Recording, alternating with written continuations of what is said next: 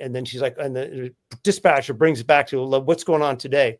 But it shows the emotion and the moment that they realize, holy crap, something is wrong. And it's really sympathetic to the prosecution and the prosecution's witnesses.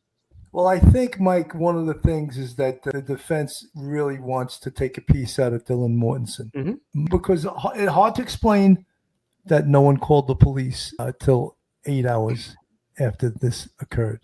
That is tough to explain, Phil. What do you think? Well, I think that initially I felt that way. You felt that way. We all felt that. Why was there a delay of 8 hours before the police were called? But when you take it into context and you understand these are college kids in a frat house, Saturday night, there's drinking going on. So she saw someone, maybe it wasn't so unusual to see a person in the house that didn't live there. Someone brought a guest in, but she was pretty clear on it that now it clicked. Something's wrong with my roommate. She's not responding. Maybe she's dead, and there was somebody in the house. It's all coming together at this point.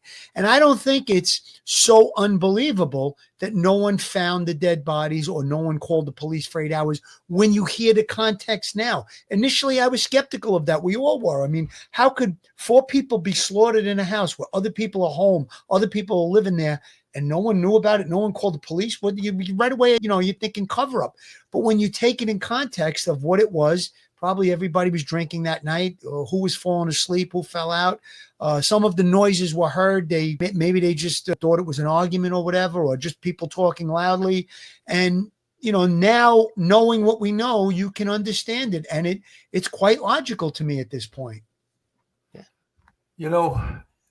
I don't know. There is a lot of areas for the defense to create doubt. There absolutely is. 100%. But a thorough, articulate, organized prosecutor, I think, can explain away on cross-examination of the witnesses or his initial examination, lay down the platform for Dylan Mortensen to tell her story and be believed. Mike, your thoughts?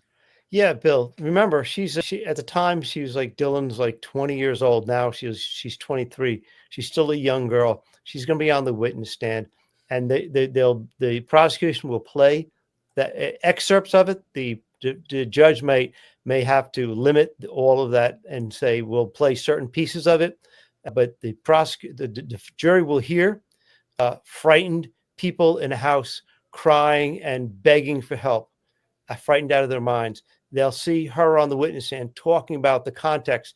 What did she actually see that day physically with her own 2 eyes? Why did she call? What was going on? What happened before she called? What happened after she called when they were waiting for the police and the ambulance? Ann Taylor has to do her thing. We've all been beaten up and down, torn to shreds by a good defense attorney. And Ann Taylor is a good defense attorney. She's going to shred Dylan Mortensen. But at the end of Dylan's, she gets off the stand, it won't matter at all how good a job Ann Taylor does, because all she'll have done is beat up a young girl. And the jury is going to look at Dylan and say, there's a young girl who woke up to a horrific crime scene, and the sympathy will all be with her. So Ann Taylor will do her job, and she'll do it well. But I don't think it'll matter at all after the jury hears that 9/11 tape. Well said. Blondie 1025, thank you for the $9.99 super sticker. I agree with Phil. I would think the judge will allow the 911 call. Blondie, I'm going to have to agree with you. I think he's. Why wouldn't he? That's what I don't understand. Yeah. Why wouldn't he? It's because the defense wants it thrown out. I know they want it thrown out, but if I'm on the jury, did anybody call the police? Why aren't we hearing the 911 call? Because you see it on TV a lot. So that would be something that would be, the jury is going to be looking for. And Mike's right. It's going to show sympathy towards the victims, towards the witness. She's going to wind up, one of them may become a witness in the case. But the amount of pressure or the amount of cross-examination that they do on Dylan Mortensen, it could go both ways, because she's going to be telling the truth. She's going to say, this is what happened. I saw a guy with bushy eyebrows at 4:00 in the morning. Why didn't you call the police? She's going to give whatever reason it was. I fell asleep. I was drunk, whatever. There was people in that house previously, that didn't live there. And I just thought it was a guest. Whatever the thing is going to be, I think it's going to be negative for the defense attorney to really beat up on her.